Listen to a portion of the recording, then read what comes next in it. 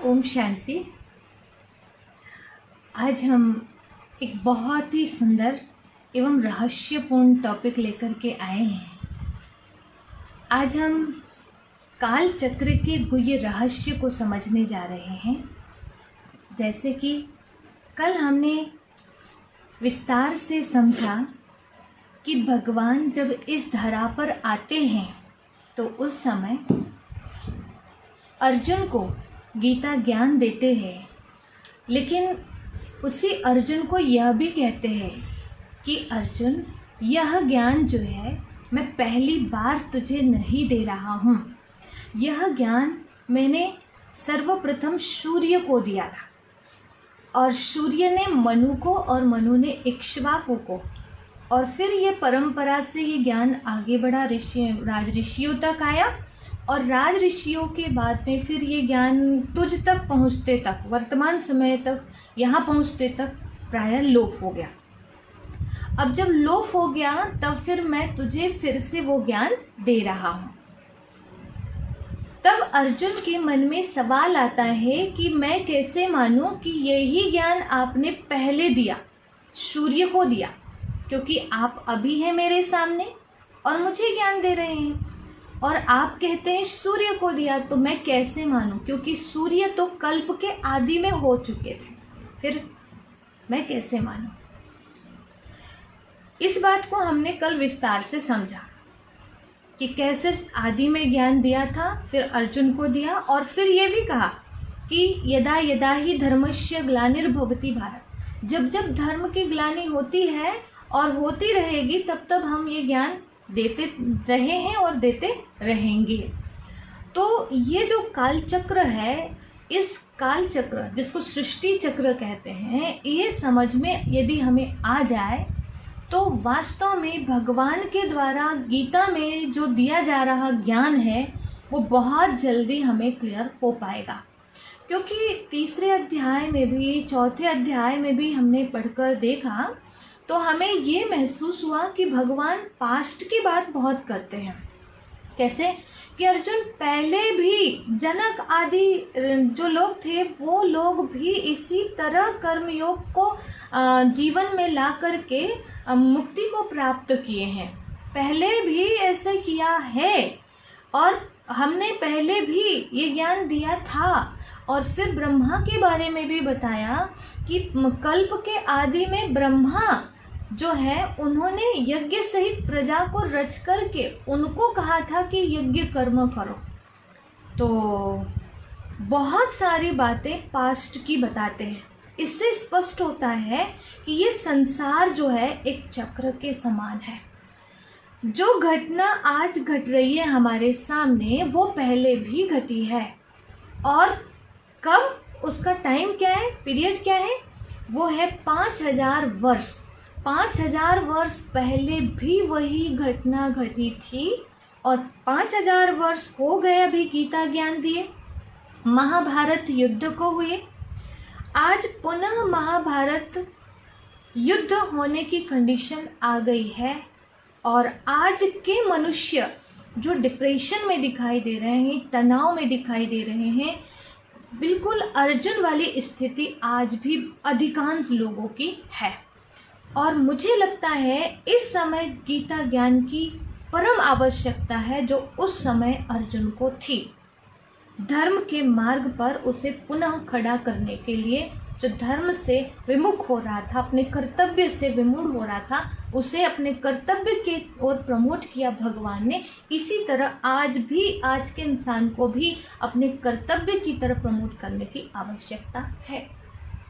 और ये आज ही नहीं, लेकिन यही कंडीशन पुनः 5000 साल बाद आएगी और पुनः धर्मग्लानि का समय आता है और उस समय फिर भगवान को आना होगा और पुनः गीता ज्ञान देना होगा। यह बात गीता पढ़ करके और ब्रह्मा कुमारी के 7 डेज के कोर्स को करके हमने समझा है, जो आप सभी के सामने हम रखना चाहते हैं। तो जैसे कल हमने यहाँ से बात छोड़ा था कि भगवान कहते हैं, अर्जुन, मैंने ये ज्ञान पहले भी दे चुका हूँ, और उस ज्ञान को ले करके वो सभी लोग मुक्ति जीवन मुक्ति को प्राप्त किए। अब तुझे भी वो ज्ञान मैं दे रहा हूँ, और बड़ा गुह्य ज्ञान था वो जो दिया था। आज तुझे जो दे रहा हूँ वो भी बड़ा गुह्य ज्ञान है, गोपनीय है। हर कोई इसे समझ नहीं पाता है, इसको तत्वदर्शी ही समझ पाते हैं। तो वो कौन सा ज्ञान था? तो चलिए उस ज्ञान को हम समझने की कोशिश करते हैं। तो तीसरा अध्याय जब शुरुआत होती है तो उस समय अर्जुन भगवान से फर्स्ट श्लोक में ही पूछते हैं कि भगवान, आप कहते हैं कि ज्ञान श्रेष्ठ है, कर्म से ज्ञान श्रेष्ठ है, तो आप मुझे ज्ञानी ही बनने क्यों नहीं देते? मुझे कर्म की तरफ क्यों प्रेरित करते हैं?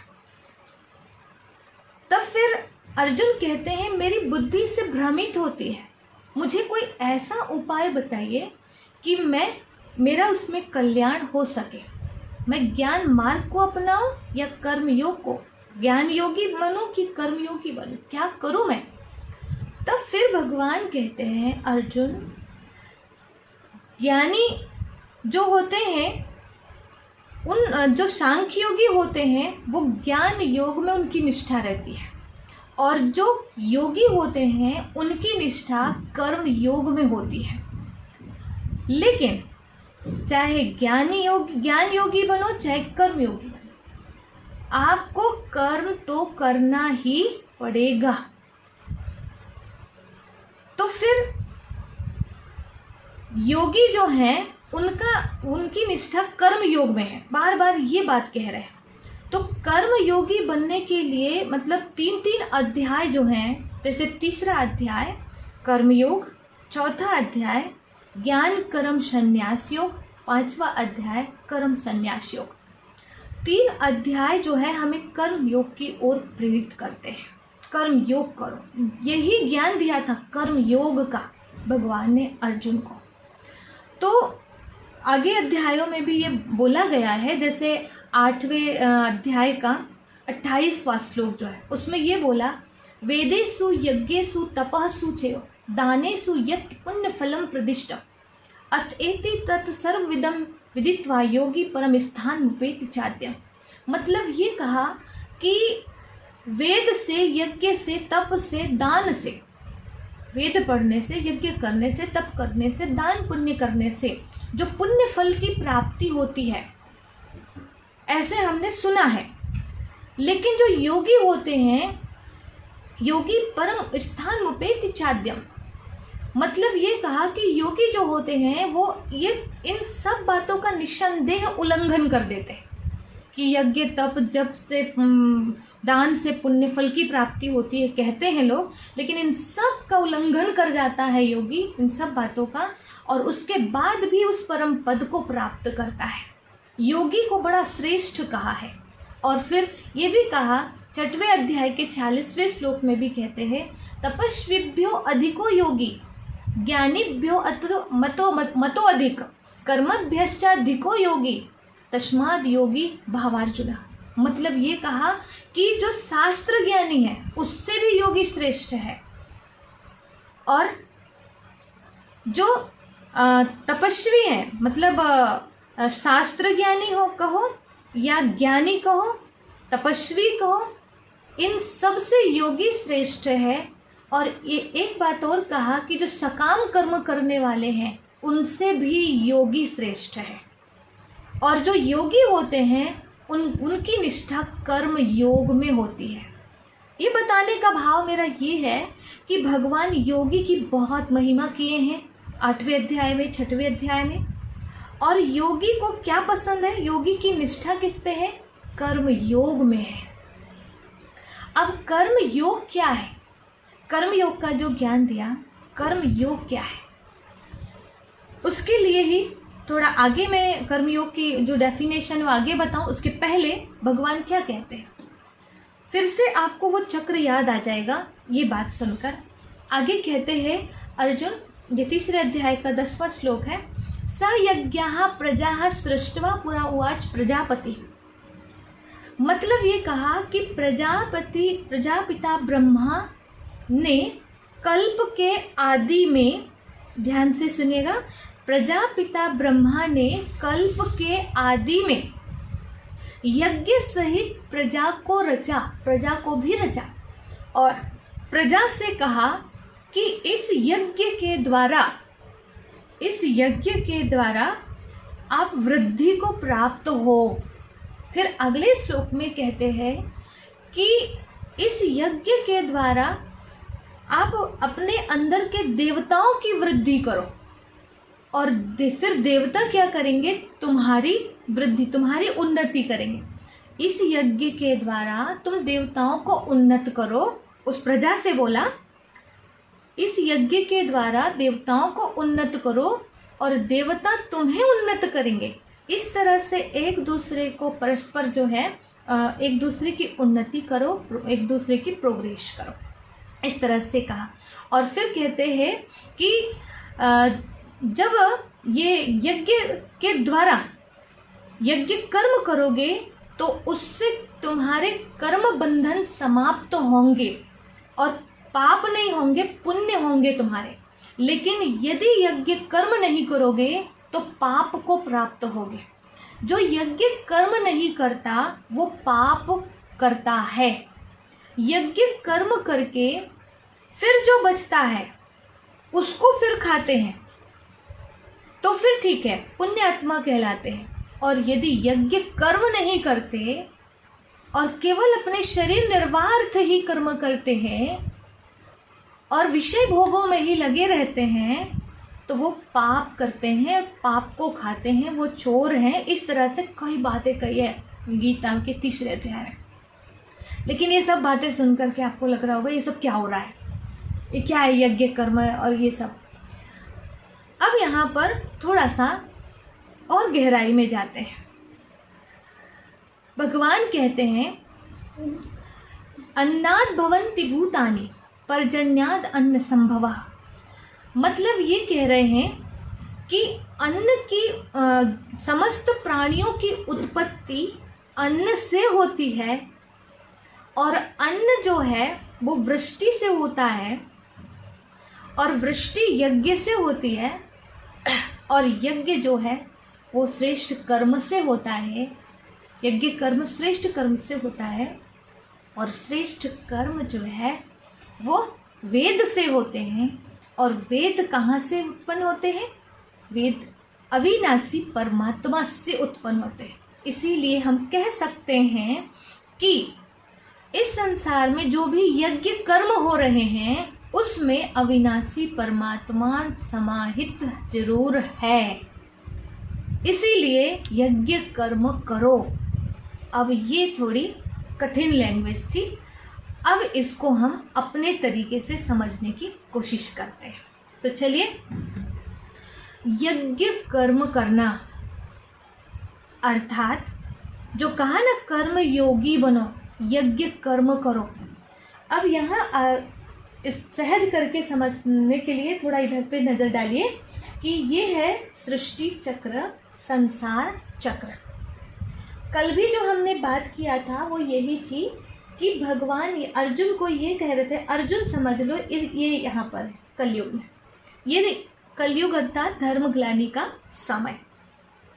जब भगवान यहाँ पर आए कलयुग के अंत में और सतयुग के शुरुआत में, अधर्म की वृद्धि हो गई थी और धर्म जो धर्म है वो समाप्त होने की कगार पर था। और उस समय भगवान आ जाते हैं धर्म की स्थापना के लिए। तो यहाँ पर भगवान अर्जुन से कहते हैं कि अर्जुन, हमने पहले भी सूर्य को दिया था यही ज्ञान।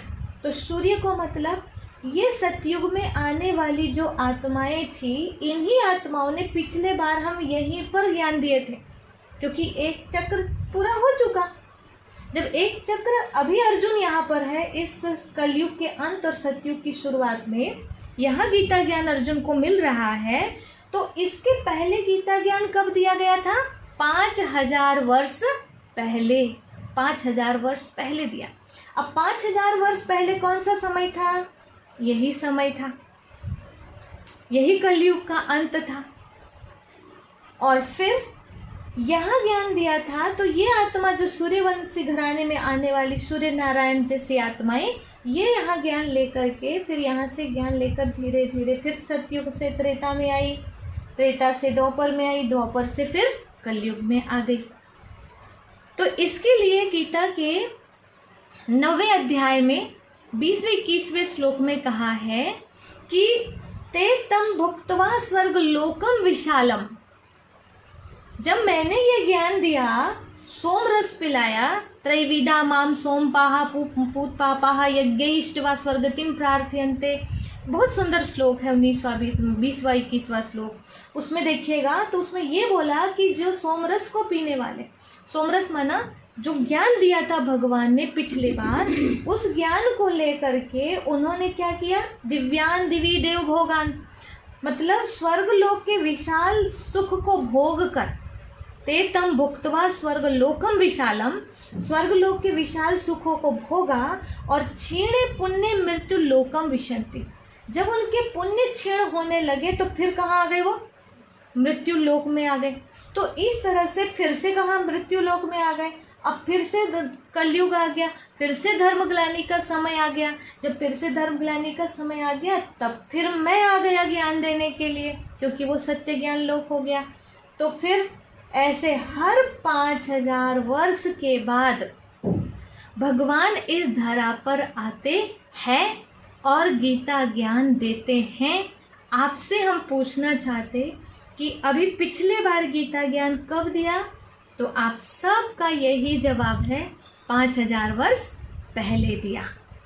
और अभी वर्तमान समय जो चल रहा है वो कौन सा चल रहा है, ये भी वही धर्मग्लानि का चल रहा है। महाभारत युद्ध होना ही है और अभी फिर से भगवान आकर गीता ज्ञान दे रहे हैं, और फिर 5000 वर्ष बाद यही गीता ज्ञान भगवान देंगे, क्योंकि फिर से वही समय आ जाएगा, क्योंकि ये कल्प है 5000 वर्ष का। अब देखिए क्या कहा, सहयज्ञः प्रजा सृष्ट्वा पुरा उवाच प्रजापति। प्रजापिता ब्रह्मा ने यज्ञ के साथ ब्राह्मणों को रचा, मतलब ये प्रजा को रचा। इसका मतलब ये कि उस समय जब हम आए थे गीता ज्ञान देने के लिए, तो उस समय परमात्मा, वो पार ब्रह्म परमेश्वर परमात्मा जो है, निराकार शक्ति जो है, वो ब्रह्मा के ललाट में प्रवेश करके, ये शिव पुराण में भी है, ब्रह्मा के ललाट में प्रवेश करके उनके मुख से क्या दिया, ब्रह्म ज्ञान दिया। तो कहते हैं प्रजा रचा, तो कोई जैसे आज माता पिता संतान को जन्म देते, ऐसे संतान को ब्रह्मा ने जन्म नहीं दिया, लेकिन कैसे दिया, ब्रह्मा ने अपने मुख से संतान को जन्म दिया। इसीलिए बोलते हैं ब्रह्मा मुख वंशावली ब्राह्मण, ब्रह्मा के मुख से पैदा हुए थे द्विज, ब्रह्मा के शरीर से ऐसे कहीं से भी, कान से, मुख से ऐसे निकल रहे थे, ऐसे शास्त्रों में दिखाया है। तो आप सोचिए, एक माता को भी एक बच्चे को जन्म देना होता है, तो कम से कम 9 माह तक उसको गर्भ में धारण करके रखती है, तब जा करके वो बच्चा जो है अपना जन्म लेता है और चलने फिरने लायक बन सकता है। एक छोटा सा बच्चा का जन्म होता है 9 माह में। लेकिन ब्रह्मा जी, आप सोचिए कहाँ से ऐसे मुंह से फटाफट निकलते जा रहे हैं उनके मुख से, तो इतने बड़े बड़े उनके मुख से इंसान कैसे निकलेंगे, आप सोचिए। रचना रचते जा रहे। तो वो क्या था कि पार ब्रह्म परमेश्वर, अभी हम जो समझ रहे हैं 3रे अध्याय का 10वां श्लोक, इसको गहराई से समझिए कि पार ब्रह्म परमेश्वर ने ब्रह्मा के ललाट में प्रवेश किया और उनके मुख से ब्रह्म ज्ञान दिया, और उस ब्रह्म ज्ञान को जिन नर और नारी ने सुना, जीवन में धारण किया, उन लोगों को कहा कि ये यज्ञ रचा हूँ मैंने, अब इस यज्ञ के द्वारा तुम वृद्धि को प्राप्त हो, देवताओं की वृद्धि करो। इसका मतलब यज्ञ माना जैसे आज हम भी क्या कहते हैं, ये ब्रह्मा कुमारी संस्थान है, तो ये संस्थान को हम लोग कहते हैं, हम जहाँ रहते हैं उसको हम कहते हैं हम यज्ञ में रहते हैं। आप लोग कहाँ रहते हैं, हम कहते हैं यज्ञ में रहते हैं, यज्ञ का खाते हैं, सेवा करते हैं, यज्ञ के लिए करते हैं। हमारे यहाँ इसी तरह से बोला जाता है। तो ऐसे वहाँ पर जो यज्ञ कर्म करो, यज्ञ के लिए कर्म करो, उसका मतलब ये था कि केवल आप शरीर निर्वाह अर्थ रोटी कपड़ा मकान केवल अपने लिए अपने परिवार के लिए ही मत लगे रहो, लेकिन क्या करना है, कर्म योगी बन के कर्म करो। कैसे कर्म योगी? तो ध्यान से सुनिए, यज्ञ कर्म किसको कहते हैं। जैसे कहा यज्ञ कर्म या कर्म योगी किसको कहते हैं। यज्ञ कर्म करना या कर्म योगी बनना बात एक ही है। तो कर्म योगी के 4 लक्षण हैं। पहला, यज्ञ कर्म करना माना राग द्वेष रहित कर्म करना, वो राग द्वेष रहित होगा। दूसरा, वो कर्तापन का अभाव होगा उसमें। वो जो भी कर्म करेगा, कर्मयोगी का दूसरा लक्षण है मैं कर रहा हूं ये भान उसे नहीं होगा। वो जो करा रहा है मेरे माध्यम से वो मैं कर रहा, मैं निमित्त हूं, मैं ट्रस्टी हूं, कराने वाला वो है। कितनी भी सेवा करेगा परंतु उसके अंदर अहंकार नहीं आएगा कि मैंने ये सब किया, कर्तापन का अभाव। और पहला क्या बताया, राग द्वेष रहित कर्म होंगे। उसका ना किसी से ज़्यादा अटैचमेंट होगा और ना किसी से नफरत होगी, ना किसी के लिए ज़्यादा करेगा और ना किसी के का बुरा करेगा। जैसे एक बार भगवान के लिए कहते हैं कि एक मैच चल रहा था इंडिया और पाकिस्तान का, तो वहाँ पर भगवान आ गए, भगवान देखने के लिए आए थे, तो वो भी सबके बीच में बैठे हुए थे। जब इंडिया जो है वो कुछ अच्छा कर जाता था तब भी वो ताली बजाए, और पाकिस्तान वाला कुछ अच्छा कर जाता था तब भी वो ताली बजाए। तो उसके बाजू वाले जो हैं वो उससे पूछते हैं तू है किधर का, बार बार पूछते तू है किधर का। समझ नहीं पा रहे थे लोग ये इंडिया वाला है कि पाकिस्तान वाला है, ये किसके पक्ष में माना इधर बैठा हुआ है, परंतु उसको देखकर कोई समझ नहीं पाया। और वो कहता है मैं भगवान हूँ। भगवान हूँ मतलब ये खेल चल रहा है, ये जीत जाए तो ताली बजाओ, वो जीत जाए तो ताली बजाओ। हमने क्या किया, खेल को, ये रंगभूमि को क्या बना दिया, कुरुक्षेत्र बना डाला। और जीतना चाहिए तो मुझे, मेरा बच्चा ही फर्स्ट आना चाहिए, मुझे ही अधिक नंबर मिलना चाहिए, मेरा ही नाम होना चाहिए, तो ये जो है मुझे अवार्ड मिलना चाहिए, वो फेल हो जाए मैं आगे बढ़ जाऊं, ये जो भावना है इसी की वजह से हम तनाव में दुखी हैं। तो कर्मयोगी बनो। कर्मयोगी माना राग द्वेष रहित हमारे कर्म हो। अगर सुखी बनना है तो, और दूसरा कर्तापन का भाव, मैंने किया ये भाव नहीं, नेकी कर दरिया में डाल। फिर तीसरा कि हमेशा ये याद रखो निस्वार्थ भाव से कर्म करना है। निस्वार्थ भाव से कर्म करना मतलब कि मेरा किसी से कोई स्वार्थ नहीं। तीसरा चौथा पांचवा अध्याय आप पूरा पढ़ेंगे तो ये 4 बातें निकल के आती है। कर्मयोगी बनो तो ये 4 बातों को जीवन में ले आओ। क्या? निष्काम भाव से कर्म करो। मैं जो आपके लिए कर रही हूँ उसमें मेरी कामना ना रहे। मैं किसी की सेवा कर रही हूँ, कुछ भी कर रही हूँ, उसके प्रति कामना ना हो कि ये भी मेरे लिए कुछ कर। अगर कामना है और उन्होंने हमारे लिए वो नहीं कर पाया जो मैं चाहती हूँ तो मैं दुखी हो जाऊँगी। और कर्मयोगी जो है वो कभी दुखी नहीं होता। तो निष्काम भाव से कर्म कर।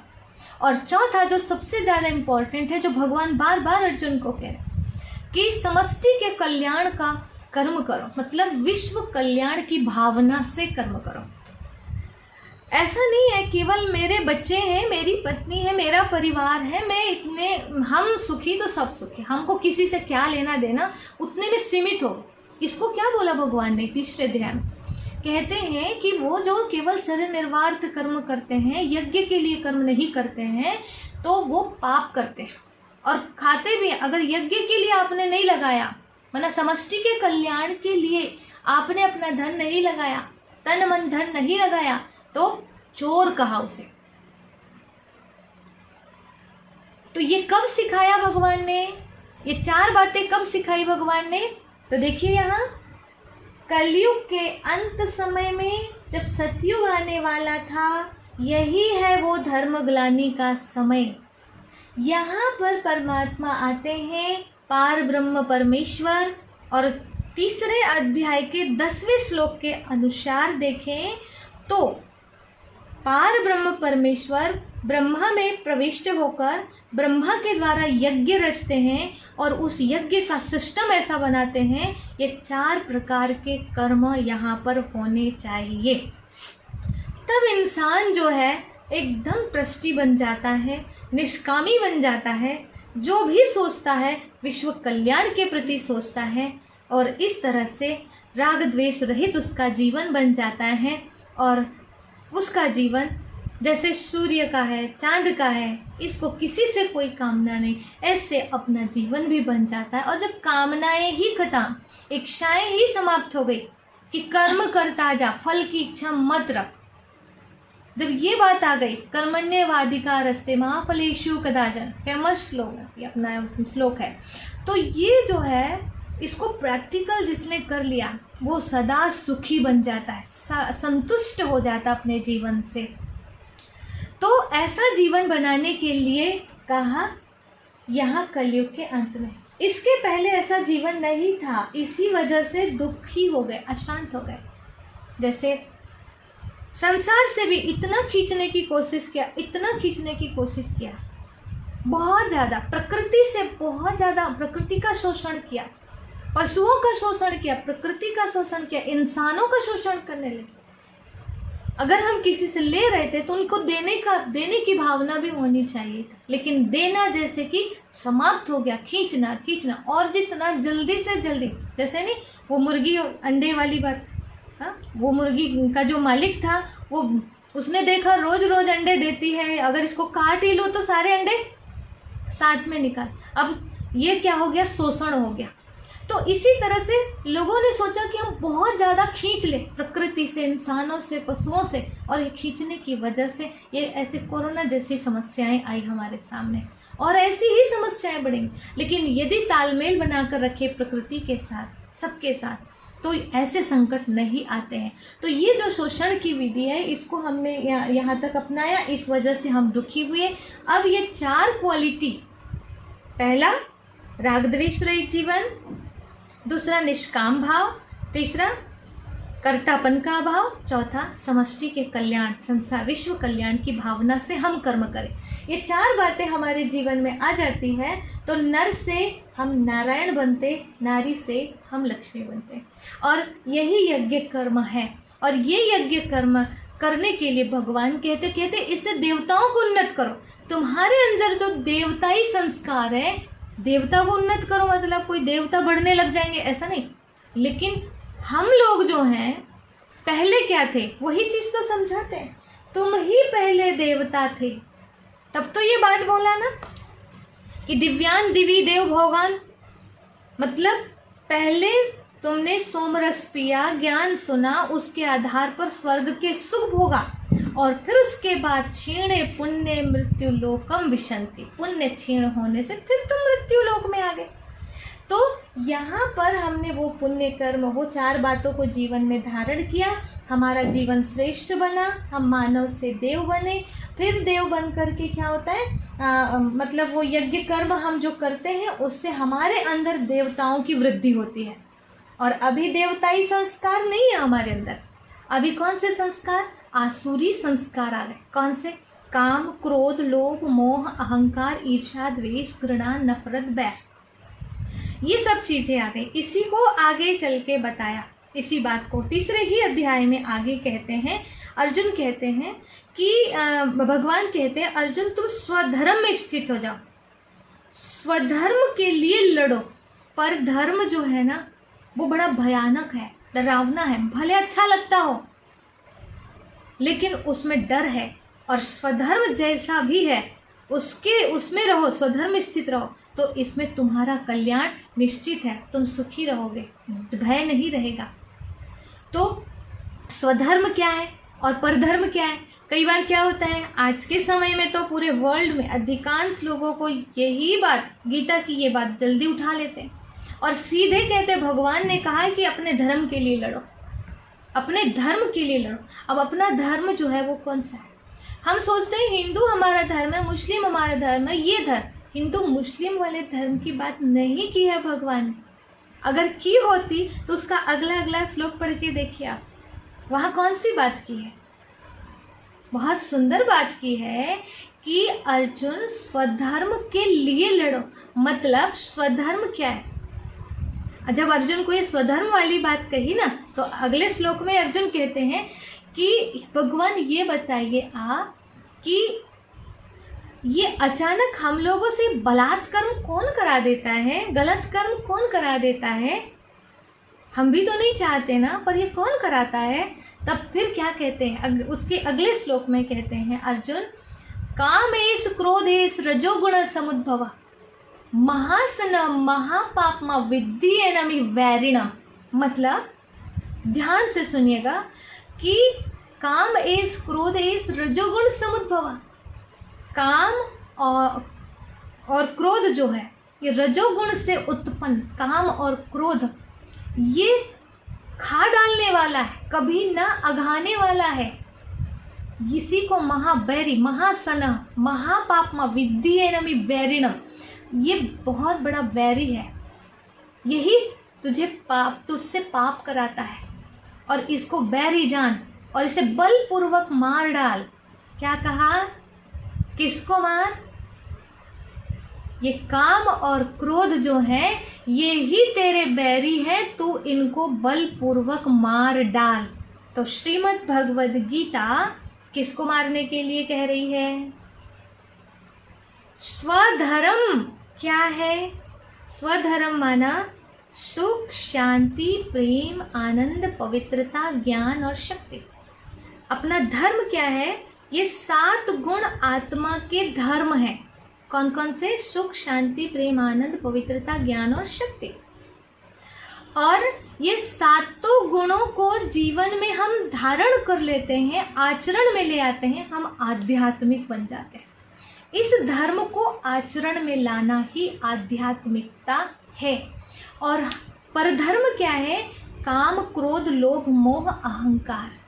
ये कहाँ से आते हैं? तो दूसरे अध्याय में बताया, कहते हैं कि ध्यायतो विषयान पुंसा संगस्ते सुउपजायते संगात संजायते कामा कामात क्रोधो अभिजायते क्रोधात्पत्ति सम्मोहात् सम्मोहात् स्मृति विभ्रमः स्मृति भ्रंशात् बुद्धिनाशो बुद्धिनाशात् प्रणश्यन्ति। मतलब ये बताया कि हम स्वधर्म में जब रहते हैं तो हम ये ऐसे देवी देवता रहते हैं, ये लक्ष्मी नारायण, सीताराम, राधा कृष्ण, ऐसा जीवन था हमारा, दिव्य गुणों से संपन्न जीवन होता है हमारा। ये है स्वधर्म। धर्म के लक्षण भी बताए मनुस्मृति में, क्षमा, दया, रहम, ये सब चीज़ें जो है ये धर्म के लक्षण है। कहीं हिंदू मुसलमान धर्म नहीं बोला है। तो ये स्वधर्म के लिए लड़ो, मतलब अपनी पवित्रता को बचाने के लिए हमें कुछ भी करना पड़े, लड़ना पड़े, लेकिन हम अपनी पवित्रता को बचा के रखेंगे। लड़ना मतलब गाली देना नहीं होता है। शक्ति रूप बन जाओ कि हम ये गलत चीज, हमें कोई गलत, अब मान लो अपने घर में कोई मांसाहारी, हमें शुद्धि को लाना है जीवन में, हम क्यों जानवर को खाएं? जब हम घर में कोई शरीर छोड़ देता है तो डेड बॉडी घर में होती है, तो कम से कम 3 दिन तक उस घर में भोजन नहीं बनता। डेड बॉडी थी, उसको जला भी दिया तब भी 3 दिन तक इतना परहेज करता, भोजन नहीं बनाते, और उस घर में कोई खाता भी नहीं है, रिलेटिव भी वहाँ नहीं खाते। तो फिर हम साक्षात मुर्दा, जो मुर्गी हो, बकरे हो, कुछ भी हो, उनका मांस ला कर खा रहे, तो साक्षात मुर्दे को खा रहे ना, तो ऐसा कैसे कर सकते? यही तो गड़बड़ किया, संस्कृति को भूले हम लोग, तो हमारे सामने ही आया कोरोना। हमने जहाँ भी गड़बड़ किया है वहाँ एक बड़ी समस्या आई है। तो यही बात कह रहे हैं कि अपने स्वधर्म के लिए, अपनी शुद्धि के लिए, आत्मा का धर्म है शुद्धि, शुद्धि अच्छी लगती है।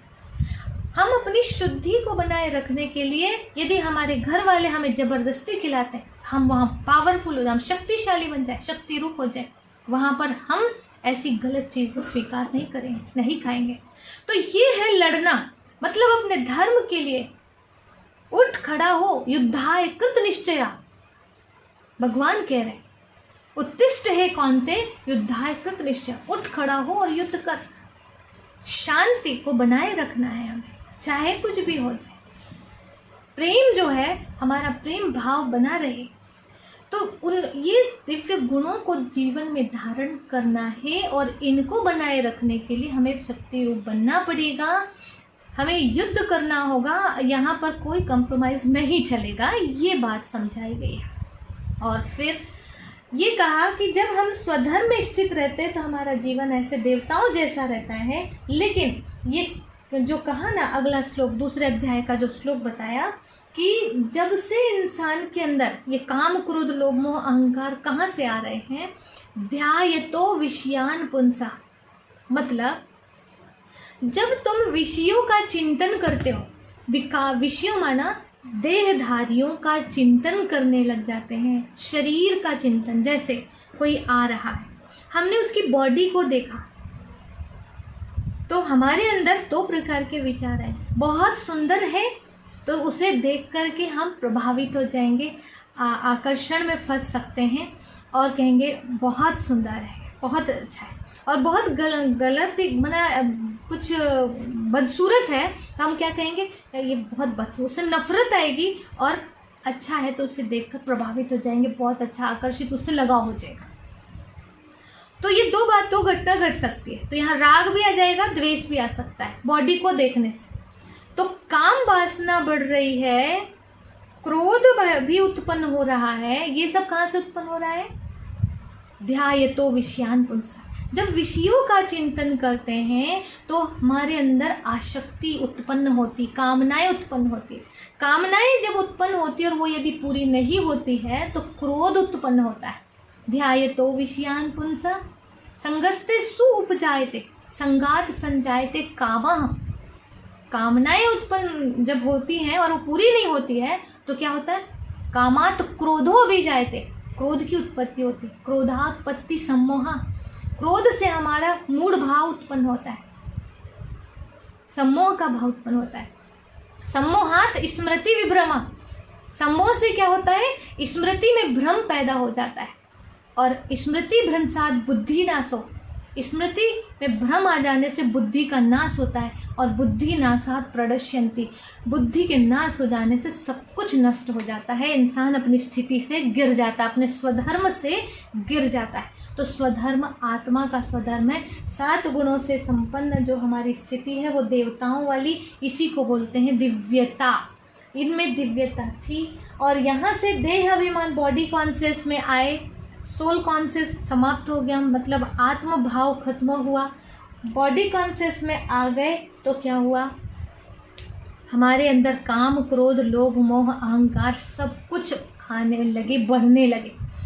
अब ये जैसे ही विकार बढ़ने लगे तो ये द्वापर युग शुरू हुआ। सत्य युग माना सत्य ही सत्य, त्रेता माना थोड़ी सी त्रुटि, थोड़ी कमी, और द्वापर माना अब ये दिशा चेंज, दोपुर आरंभ हो गए। सुख शांति तो है, दुख शांति भी शुरू हो गई। पवित्रता तो है ही है पर अपवित्रता भी आ गई। पर धर्म में हम प्रवेश करने लगे, इसलिए भय बढ़ने लगा, दुख बढ़ने लगा, अशांति बढ़ने लगी। जैसे आपने सुना होगा कि कहते हैं पवित्रता सुख शांति की जननी है। पवित्रता कौन है? माँ है। ध्यान से सुनिए, पवित्रता माँ है और माँ के 2 बच्चे हैं, कौन? सुख और शांति। सुख शांति की जननी है। सुख शांति नाम के 2 बच्चे हैं पवित्रता के। अगर हमको सुख शांति चाहिए तो क्या लाना पड़ेगा? उनकी माँ कौन है? पवित्रता। पवित्रता अगर हमारे जीवन में आ जाएगी तो सुख शांति भी अपने आप, उसके बच्चे अब उसके पीछे पीछे आएंगे। और दुख अशांति आज है हमारे जीवन में, इसकी वजह क्या है? हमने उसकी माँ को लाए। किसकी? दुख अशांति की माँ। कौन है? अपवित्रता, इम्प्योरिटी। तो इम्प्योरिटी है तो उनके बच्चे हैं दुख अशांति। तो क्या आपको सुख शांति चाहिए? यदि आप सुख शांति पाना चाहते हैं तो उसके लिए क्या करना होगा? सुख शांति की माँ को ले आइए। और माँ कौन है? प्योरिटी, पवित्रता। अब अपवित्रता, यहाँ पवित्रता भी है, अपवित्रता भी आ गई। मतलब सुख शांति भी है द्वापर युग में और दुख अशांति भी है। लेकिन कलयुग में आते तक क्या हुआ? कलयुग में आते तक ये हुआ कि यहाँ अपवित्रता बढ़ती गई, बढ़ती गई, बढ़ती गई। बॉडी कॉन्शियस बढ़ता गया और हम एक दो को कोई आत्मा नहीं समझता। यदि मैं आपसे पूछूं, आप मुझसे पूछें आप कौन हैं, और मैंने धोखे से यदि बोल दिया मैं एक आत्मा हूँ, तो एक तो हंसी आ जाएगी और दूसरा कहेंगे शायद ये ढीला हो गया, यही बोलेंगे, आत्मा आत्मा कर रहे हैं, यही कहेंगे। लेकिन सत्य क्या है? सत्य क्या है? हम आत्मा ही हैं। शरीर छोड़ते हैं तो कहते फलाना चला गया, आत्मा चली गई तो फलाना गया। ये तो बाकी जो बचा है मटेरियल ना, इसको जलाओ, ये कोई वो थोड़े ही है जिससे हम बात करते हैं। तो इससे स्पष्ट होता है कि हम आत्मा हैं। लेकिन आत्मा आज के समय में, इस मॉडर्न लाइफ में आज आत्मा वर्ड यूज़ करो तो हंसते हैं लोग। आप सोचिए कि जो हम हैं वो हम समझते नहीं हैं अपने आप को, और नहीं समझने की वजह से, और जो हम नहीं हैं वो हम अपने आप को समझ रहे, बॉडी समझ रहे। और बॉडी समझने से सारे विकार आ रहे हैं हमारे अंदर, ईर्ष्या, द्वेष, नफरत, घृणा सब बढ़ रहे हैं हमारे अंदर। अब ये सब विकार जैसे जैसे बढ़ते जा रहे हैं तो इम्प्योरिटी बढ़ रही है, और इम्प्योरिटी बढ़ रही तो दुख अशांति बढ़ती जा रही। फिर से हम यहाँ आ गए कलयुग के अंत में। अब एक कहानी आपको बताते हैं, एक ऐसी स्टोरी जिसमें अन्य संप्रदाय में भी ये बताया गया है कि कैसे देवताओं को स्वर्ग से धकेल दिया गया, कैसे देवताओं को स्वर्ग से निकाल दिया गया। तो देखिए ध्यान से सुनिए स्टोरी। वो स्टोरी है आदम हव्वा की, या उसको कहते हैं एडम और इवा। भगवान ने जब ये संसार बनाया तो उस समय कहते हैं अपने ही जैसे लोगों को रचा था, अपने ही जैसे। God made man in his own image. भगवान ने अपने जैसे लोगों को रचा था। लेकिन क्या हुआ? उनको रच करके एक सुंदर सा संसार, गार्डन ऑफ लाइफ जो कहते हैं, संसार एक बगीचे की तरह था, और उस बगीचे में इनको भेज दिया। बोलते हैं जाओ यहाँ सुख लूटो, यहाँ का आनंद लो, स्वर्ग के सुखों को भोगो। ये इस तरह से कहा, तुम्हें प्रारब्ध मिली है तुम्हारे पिछले कर्मों के आधार पर। लेकिन एक बात याद रखना, उनसे ये कहा था एक बात याद रखना कि एक ज्ञान वृक्ष का फल है, उससे बस नहीं खाना। उन्होंने कहा ठीक है नहीं खाएंगे, इतना सब कुछ तो है, उससे हमारा क्या अटकता है, नहीं खाएंगे। लेकिन क्या हुआ? कहते हैं कि वो सतयुग और त्रेता युग तक बढ़िया चले, जैसे भगवान की आज्ञा था उसका पालन किया। लेकिन जैसे ही द्वापर युग आया तो वहाँ पर क्या हुआ? उस समय जो हवा थी, जो महिला थी, उसमें इसको ये समझ लो कि हम मनु शत्रुपा कह दे कि मनु और शत्रुपा आदि पुरुष और आदि देवी समझ लो, पहला पुरुष पहली महिला है। ऐसे वो लोग कहते हैं कि आदम हव्वा, तो हव्वा जो महिला थी वो उसी ज्ञान वृक्ष के नीचे खड़ी थी। उस वृक्ष में एक सर्प था, 5 फन वाला सर्प, जिसको लोग शैतान कहते हैं। अब वो शैतान जो था उसने क्या किया? उस हव्वा से बोला कि ए हव्वा, तू इस फल को क्यों नहीं खाती हो? तो उन्होंने कहा हमें ईश्वर ने मना किया है, हम नहीं खा सकते, इसे खाएंगे तो हमें स्वर्ग से निकाल दिया जाएगा। तो उन्होंने कहा अरे नहीं, मतलब उस शैतान ने उन्हें बहकाया और वो उनके बहकावे में आती गई। क्या कहा? उस फल को खाकर तो देखो, वो तो ईश्वर ने इसलिए मना किया है, अगर तुम खा लोगी ना तो ईश्वर से भी श्रेष्ठ बन जाओ, इसीलिए तुम खाकर देखो तो सही। उन्होंने बहकाया, बहकावे में आ गई और उस फल को तोड़ा और खा लिया। उस फल को खाने की शर्त ये थी कि वो अकेले नहीं खा सकते थे। उसने खाई, हव्वा ने, तो उसे आदम को भी देना होता था। तो आधा उसने खाया, मतलब दोनों मिलके खा सकते थे वो फल को। तो हव्वा ने खाई आधा और आधा उसने आदम ने खाया। अब आदम हव्वा दोनों ने जैसे ही ये फल को खाया, वैसे ही क्या हुआ? उनके कपड़े उतर गए, और कपड़े उतर गए तो उन्हें शर्म आने लगी एक दूसरे को देखकर। और जब शर्म आने लगी तो ये क्या किए, वही स्वर्ग के, हेवन के, जन्नत के जो वो बड़े बड़े पत्ते वगैरह थे, उनको जल्दी से लपेटने लगे शरीर में और छिपने लगे पेड़ के पीछे पीछे। तो ऊपर से ईश्वर जो है, जिन्होंने उन्हें भेजा था, उन्होंने देखा इनको आज्ञा का उल्लंघन करते और देखा कि छिप रहे हैं। उनसे आकर के कहते हैं कि क्यों, आप लोग क्यों छिप रहे हैं? तो उन्होंने कहा कि हमें शर्म आ रही है। तो बोले शर्म क्यों आ रही है? बोले हम नग्न हैं।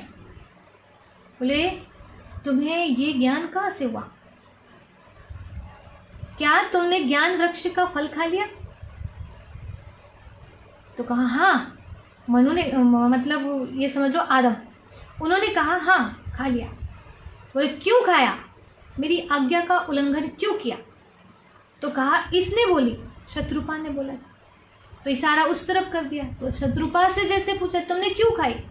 तो बोला उसने बोला, मतलब उस शैतान ने, सर्प ने बोला। तो फिर कहा कि ईश्वर ने तुरंत उन्हें श्राप दिया कि तुम जल्दी यहाँ से निकलो, नहीं तो बहुत बड़ी एक घटना घट जाएगी।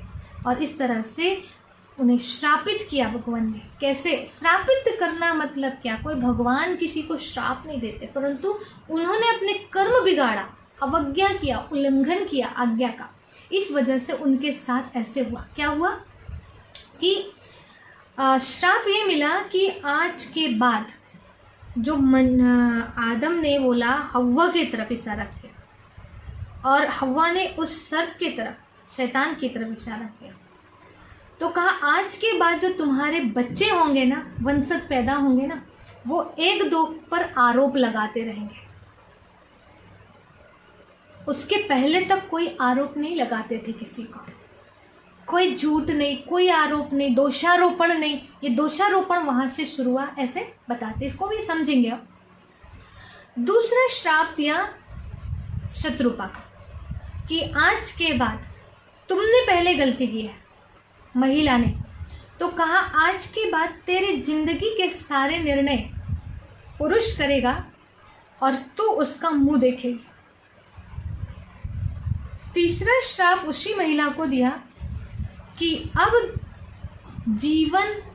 तक जीवन स्वयंभू था, अब जीवन जन्म लेगा।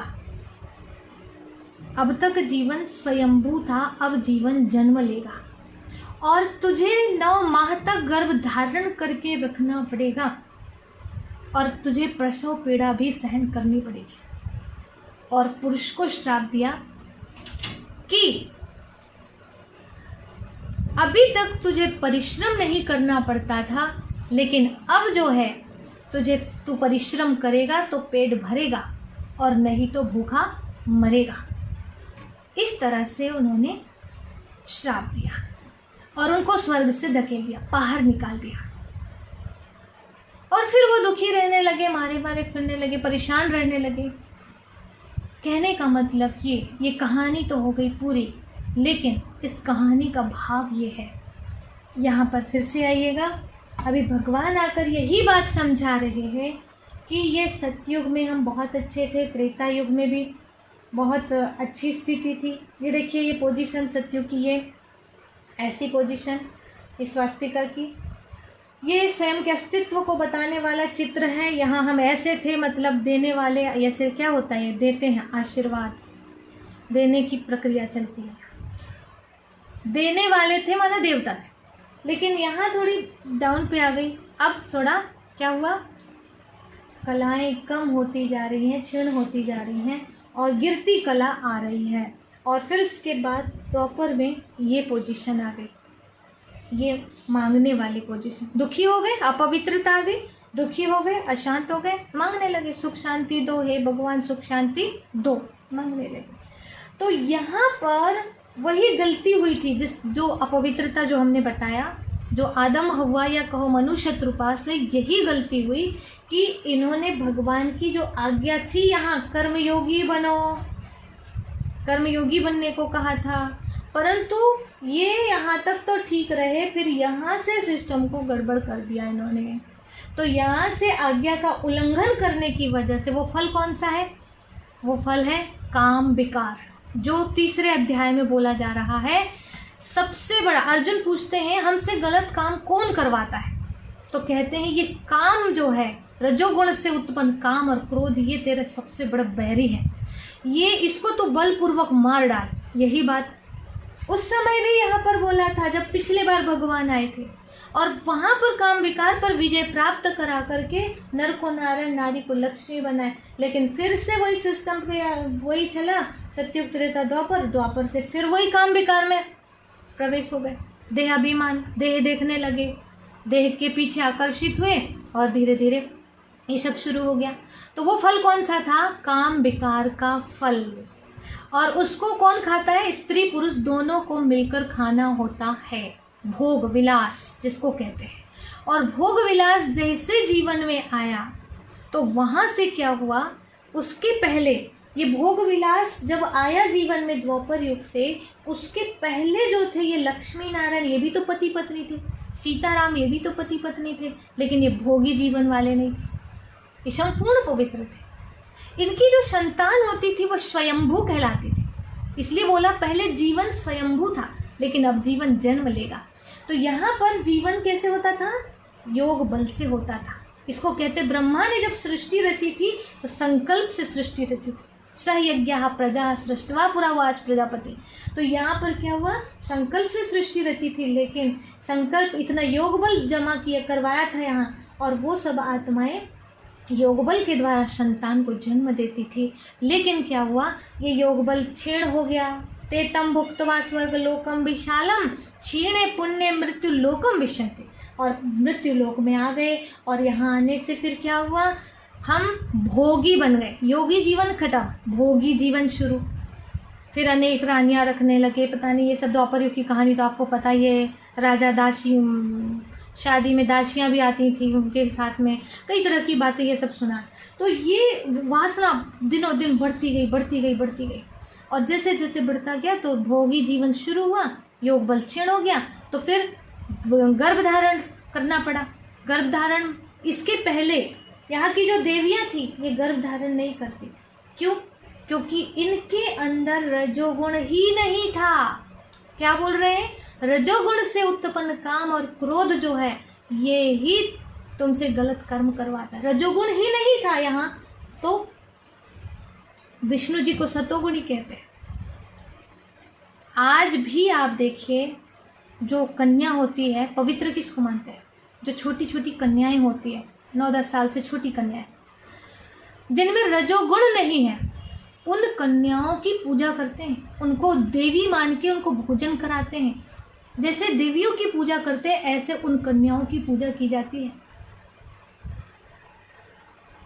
मेरे मन में ऐसे संकल्प आता, ये कन्याओं की पूजा होती, छोटी छोटी कन्याओं की, और इधर इतनी बड़ी बड़ी लक्ष्मी जी, सीता जी, शादीशुदा, इनकी पूजा हो रही है, तो फिर इनमें और इनमें फर्क नहीं है लगता है। और यही सत्य है कि वो शादी हुई है उनकी, लेकिन उनमें पवित्रता है, योग बल से संतान को जन्म देने की क्षमता थी उनके अंदर। और वहाँ देवियों में जो इसलिए आपने देखा होगा कि 11-12 साल की उम्र में जो बच्चों में परिवर्तन आता है, पुरुषों में दाढ़ी मूंछ आ जाती है, स्त्रियों में रजोगुण आता है, वो परिवर्तन देवी और देवताओं में आप देखिएगा नहीं दिखाई देता। जो देवता हैं, कृष्णा को देखो, नारायण जी को देखो, विष्णु जी को देखो, राम जी को देखो, इनमें दाढ़ी मूंछें नहीं दिखाते हैं देवताओं। और उनकी जो देवियां हैं जिनकी पूजा होती वो देवियाँ, उनको देवी बोलते हैं, उन देवी उनको बोलते जिनमें रजोगुण नहीं। और यहाँ पर भी उन कन्याओं की पूजा होती जिनमें रजोगुण नहीं है। इससे सिद्ध होता है कि सतयुग और त्रेता युग की जो देवियाँ थी वो देवियाँ पूजनीय इसीलिए आज भी हैं, और इसलिए पूजनीय क्योंकि उनके अंदर रजोगुण, और जिनके अंदर रजोगुण ही नहीं है तो उनके अंदर भोग कैसे होगा और संतान को जन्म कैसे देंगे, रजोगुण ही नहीं। तो जरूर वो भोग बल से नहीं, योग बल से संतान को जन्म देते थे। तो वो श्राप मिला कि तुझे अब गर्भ धारण करना पड़ेगा। तो द्वापर युग के बाद से ये सिस्टम शुरू हुआ है, उसके पहले सब योग बल से, मंत्रों के बल से संसार सृष्टि बनती थी, ये बताया। और फिर कहा पुरुष को मेहनत करना पड़ेगा। तो देवताओं को सतयुग और त्रेता के जो देवता हैं उनको मेहनत करना नहीं पड़ता था क्योंकि उनको प्रारब्ध मिली थी। कल भी हमने बताया था कि विष्णु जी क्षीर सागर में लेटे हुए हैं, और क्षीर सागर में लेटे हुए हैं, इधर से वही सांप जो है 5 फन वाला उनकी रक्षा कर रहा है,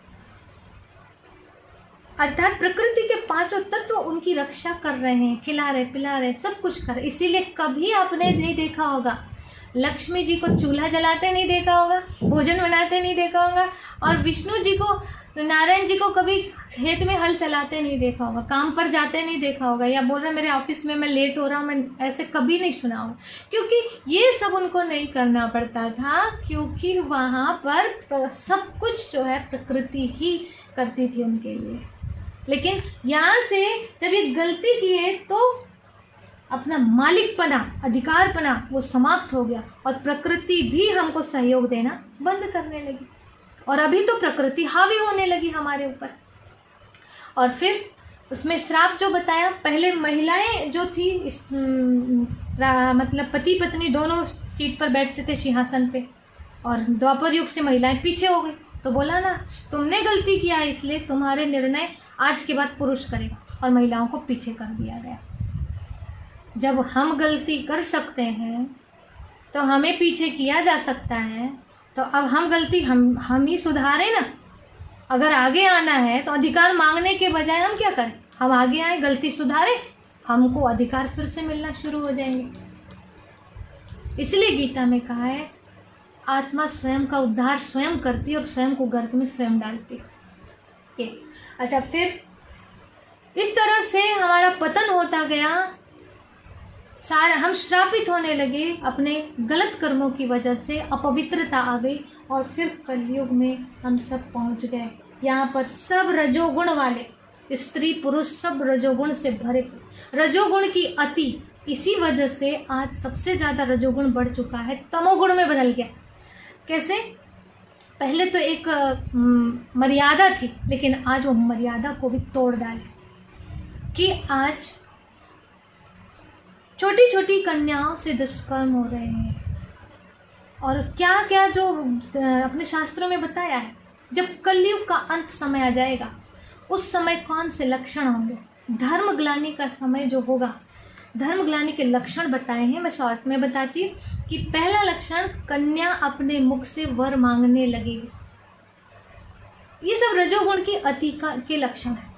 और कुमारी कन्या बच्चे को जन्म देने लगेगी। वासना इतनी बढ़ गई, इंद्रियों पर जो कंट्रोल था वो समाप्त हो गया।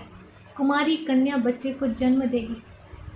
यही तीसरे अध्याय में समझा, यही सबसे बड़ा बैरी है, तो इसको बलपूर्वक मार। फिर क्या कहा, कुमारी बच्चे को जन्म देंगे, केस सज्जा बढ़ जाएगी, बालों की सजावट के लिए घंटों घंटों हम ब्यूटी पार्लर में बैठ जाएंगे, लेकिन कभी आत्म उत्थान के लिए, आत्मा की उन्नति के लिए हम कभी आधा घंटा भी मेडिटेशन के लिए नहीं निकाल पाएंगे। और कोई बोले तो कहेंगे टाइम नहीं है। और फिर यही है, केस सज्जा बढ़ जाएगी। फिर आगे कहा, अनाज पैकेटों में बिकने लगेगा, पुड़ियों में बिकने लगेगा। आज अनाज क्या, पानी भी पैकेट में, दूध भी पैकेट में, तेल भी पैकेट में, सब कुछ तो पैकेट में मिल रहा है। और फिर कहा कि गाय गंदगी खाने लग जाए। आज गाय विष्ठा में मुख डालती, गंदगी खाती। फिर कहा कि जब कन्या, ब्राह्मण और गाय का अपमान होने लगे तो समझ जाना ये अति घोर नरक आ गया, कलयुग आ गया। आज कन्या के साथ दुष्कर्म हो रहा है, कन्या भ्रूण हत्या हो रही, जिसकी पूजा होती थी उसी को मार के खाने में लगे हुए हैं। और गाय जो माता कहलाती थी, जिसका हम दूध पीते थे, जिसकी माँ नहीं होती थी तो गाय ही उसकी माँ बनकर उसे बड़ा करती, लेकिन वही गौ माता को आज काटा जा रहा है। पता नहीं क्यों उसके पीछे ही पड़े हुए हैं। और फिर ब्राह्मण का समाज में सम्मान नहीं, जो पहले सम्मान हुआ करता था। तो इस तरह से ये तीनों का जब अपमान होने लगे तो समझ जाना भयंकर विनाश सामने खड़ा है। प्रलय को आमंत्रण मिल रहा है, ये सब करके निमंत्रण मिल रहा है, और वही समय आज आ गया। अब आप कहेंगे ऐसा क्यों? कन्या में वो पवित्रता दिखाई नहीं देती, ब्राह्मण में ब्राह्मणत्व दिखाई नहीं देता, और गाय विष्ठा खा रही, तीनों अपवित्र हो गए। और इस वजह से तीनों का सम्मान भी धीरे धीरे कम होता जा रहा है। और फिर आगे बताया धर्मग्लानि के लक्षण में कि एक माता पिता 4-4 बच्चों का पालन पोषण कर देंगे, पर 4-4 बच्चे भी एक माँ बाप का नहीं कर पाएंगे। तो समझ जाना कि एक घोर नरक कलयुग का अंत समय आ गया है। तो आज देखिए, माँ बाप को वृद्धाश्रम में डाल रहे हैं, माँ बाप की हत्या कर देते हैं, कई तरह की बातें तो सुन ही रहे, इसको क्या डिटेल्स पे जाना। और फिर बताया कि जो तीर्थ स्थान है वो वहाँ पर विधर्मियों का राज हो जाएगा, भिखारियों के अड्डे बन जाएंगे तीर्थ स्थान, वो भी आज देखने को मिल रहा है। तीर्थ स्थानों में जाओ तो हमें लगता है कि वहाँ हम जा रहे हैं, इतने लंबे सफ़र करके जा रहे हैं, तो वहाँ पर शायद कोई हमें ध्यान करवाएगा, कोई हमें ज्ञान सुनाएगा, कुछ समझाएगा, कुछ आत्मानुभूति परमात्मा दर्शन करा देगा। लेकिन आज ये सब कहाँ होता है? बस जाओ धक्का देते, फटाफट आगे निकाल देते आगे। तो विधर्मियों का राज हो चुका है तीर्थ स्थानों पर। और फिर क्या कहा? जब धर्मग्लानि का समय होगा उस समय देखना क्या होगा, उस समय धर्म धंधा का रूप ले लेगा। अर्थात धर्म जो है धंधा बन जाएगा। जैसे लोग बिजनेस करते हैं परिवार चलाने के लिए, इसी तरह से अपना परिवार चलाने के लिए कथा भागवत पुराण ये सब होने लग जाएंगी। और जब ऐसा होने लगे तो समझ जाना कि अब धर्म बचा ही नहीं। तो इसी को कहा 4 अध्याय का 7वां श्लोक, यदा यदा ही धर्मस्य ग्लानिर्भवति, जब जब हो ये धर्म की हानि, बाढ़े अधम असुर अभिमानी, तब तब धरे प्रभु मनुज शरीरा, हरहि कृपानिधि सज्जन पीरा। तो भगवान आते हैं, धर्म ग्लानि हो जाती। कैसे धर्म ग्लानि? बाहर कुछ भी होता रहे, लेकिन धर्म के क्षेत्र में जब इस तरह की भावनाएं आ जाती है, धर्म धंधा बन जाता है, तो धर्म से भी लोगों का जो है इंटरेस्ट समाप्त हो जाता है और धर्म के प्रति ग्लानि से भर जाता है लोगों का मन। जैसे जब गणेश जी की स्थापना की जाती है तो वहाँ पर कई पंडाल में देखिएगा, वहीं बैठ के बीड़ी पी रहे हैं, वहीं बैठ कर के ताश पत्ती वगैरह खेल रहे हैं। और जब विसर्जन करने जाते हैं तो डीजे साउंड जो देखिए आप कैसे बजते हैं। और उस समय आप ये भी देखिएगा कि कैसे शराब पी करके भी कई नृत्य करते हैं। बहुत कुछ ऐसा जो बुद्धिमान लोग हैं, बुद्धिजीवी लोग हैं, ऐसा लगता है कि वो उससे दूर होते जा रहे हैं। वो कहते हैं लड़कों का काम, इनको करने का। कई लोग हैं जो उसमें शामिल नहीं होते आजकल। गाने देखो आप, हम कहते हैं गणेश भगवान कहते एक तरफ, कृष्ण भगवान कहते एक तरफ, और उनके लिए गाने कैसे बने? ओ पार्वती को छोड़ा तो बुगाओ पानी में, अरे रे मेरी जान है राधा, राधा ने मारी मिशकाल, कान्हा बोले हलो। अजीब अजीब से गाने बने हुए हैं। हाँ? पार्वती जी को शंकर जी कहते हमको भांग पिला दो, क्या क्या नहीं, ऐसे ऐसे गाने हैं कि आप सुनकर के कहेंगे कि ये धर्म है कि धर्म ग्लानि का समय चल रहा है। आज कोई भी त्योहार जो हम मनाते हैं, उन त्योहारों में देखिए नुकसान ज़्यादा है, फ़ायदा कम होता है। प्रकृति का भी हमारा तो ये है धर्मग्लानि का समय, और इससे अधिक और कौन सी धर्मग्लानि का इंतज़ार करें।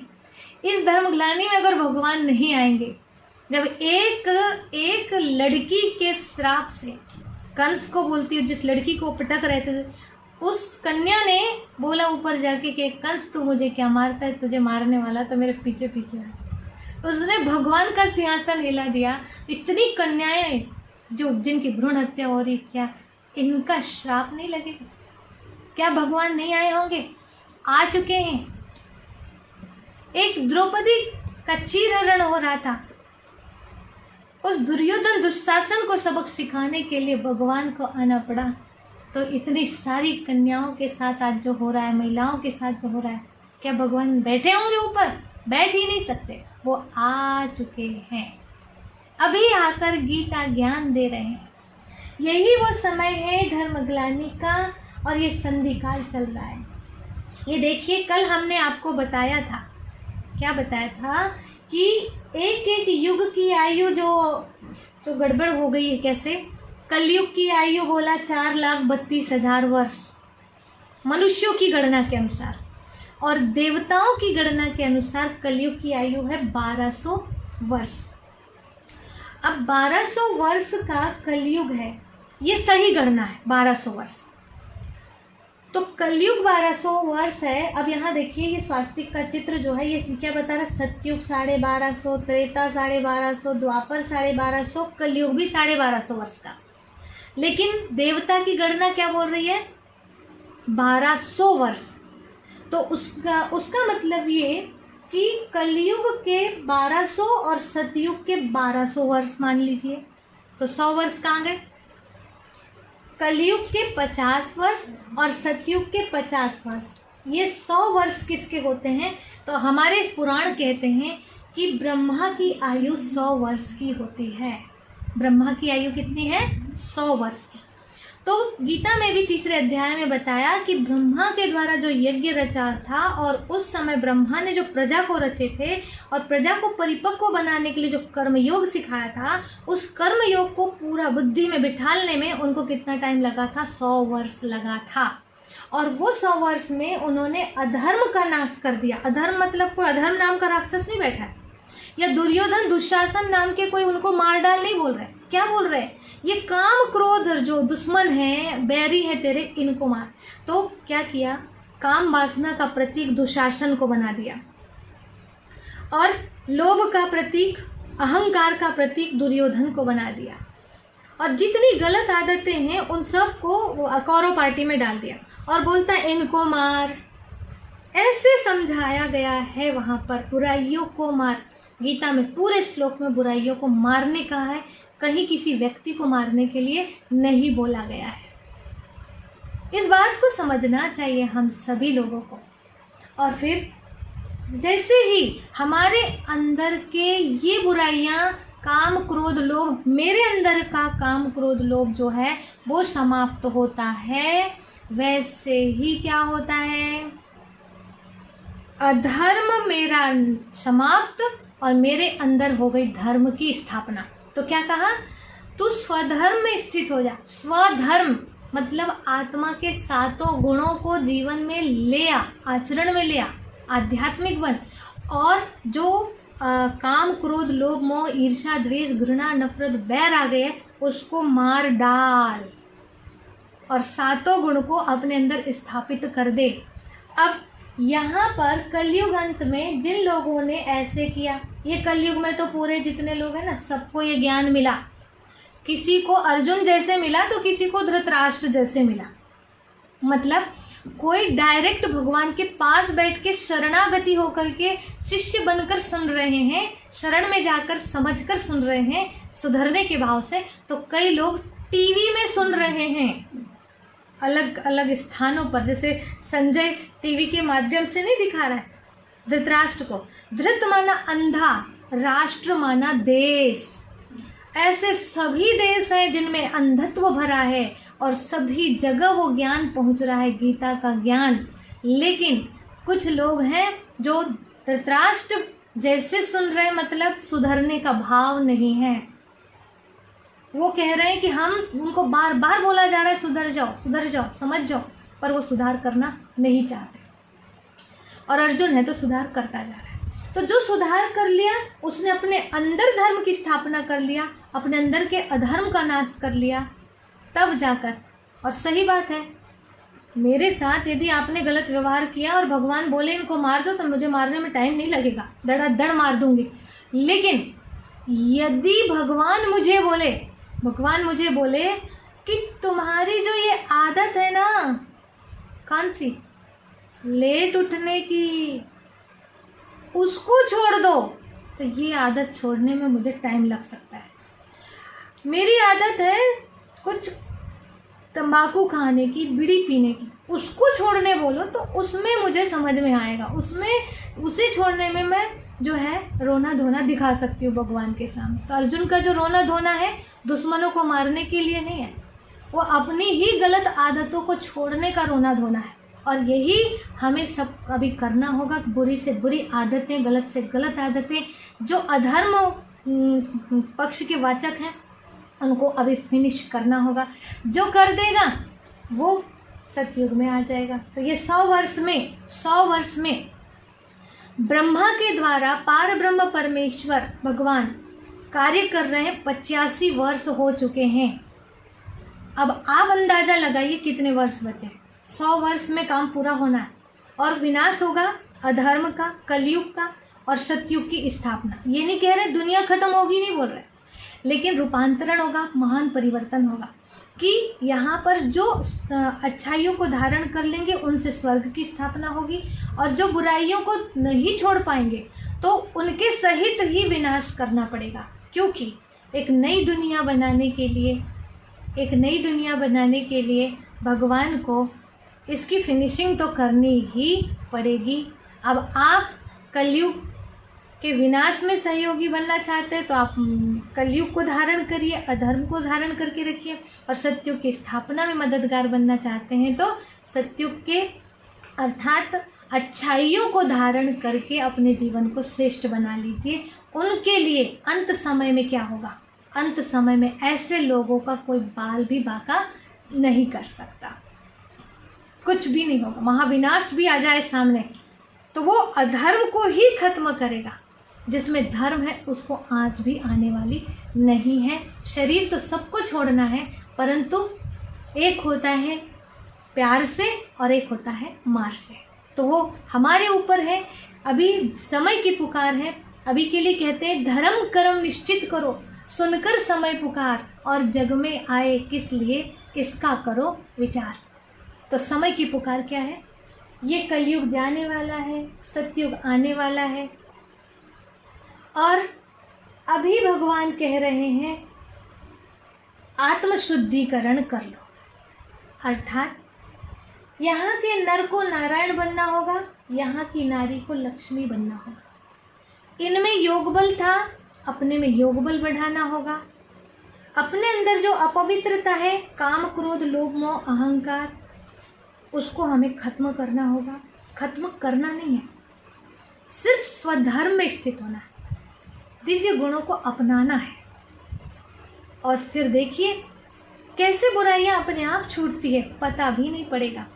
इसीलिए ज़्यादातर लोग यही कहते हैं ब्रह्मा कुमारीज में ये सारी चीज़ें बताई जाती है। यहाँ के नियम बड़े कड़े, नियम कड़े नहीं है, यहाँ पर जो है भाई बहन जैसे रहना पड़ता है, या कई तरह की बातें, पति पत्नी को भाई बहन जैसे रहना पड़ता है, ऐसा कुछ नहीं है। ये सतयुग की स्थापना के लिए ही ये सिस्टम बना रहे हैं। इस सिस्टम पर जो चलेगा वो सतयुग में आएगा। नहीं तो आप ही सोचो, लक्ष्मी नारायण का राज्य आना है, सतयुग आना है, इतने कम समय बचा। गायत्री संस्थान के भी जो गुरुदेव हैं उन्होंने भी बोला 21वीं सदी स्वर्णिम सदी होगी, सतयुग आएगा 21वीं सदी में, और 21वीं सदी में आने ही वाली है। हम 21वीं सदी में ही हैं, अब 21वीं सदी आ चुकी है। उसके बाद भी आप यही समझ के बैठे रहें कि हम जैसे के वैसे बने रहें और सतयुग आ जाए, तो ऐसे तो नहीं होगा। ऊपर से थोड़ी टपकेंगे लक्ष्मी नारायण। यहाँ के लोगों को परिवर्तन करके ही अपने को नर से नारायण, नारी से लक्ष्मी बनाना होगा। तो आत्मशुद्धिकरण कीजिए, योग बल बढ़ाइए, योग तपस्या कीजिए। और वैसे भी अभी तो सभी लोग पुरानी संस्कृति को फिर से याद कर रहे हैं और सभी को बोला जा रहा है मेडिटेशन करिए। मेडिटेशन करके आत्मबल बढ़ाएंगे और जैसे आत्मबल बढ़ जाएगा तो ये विकार बुराई अपने आप अपने से दूर होते जाएंगे। लास्ट में हम यही कहेंगे, वैसे तो ये ज़िंदगी बहुत खूबसूरत है, परंतु इसे समझने की ज़रूरत है। समझ गए तो देवता की मूरत है, और नहीं समझे तो शैतान की सूरत है। वैसे तो ये ज़िंदगी बहुत खूबसूरत है। तो चलिए अभी हम सभी 3 मिनट ध्यान में बैठते हैं, मेडिटेशन करते हैं।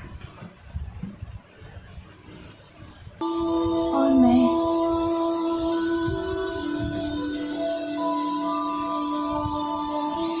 बिल्कुल चेंज हो गई।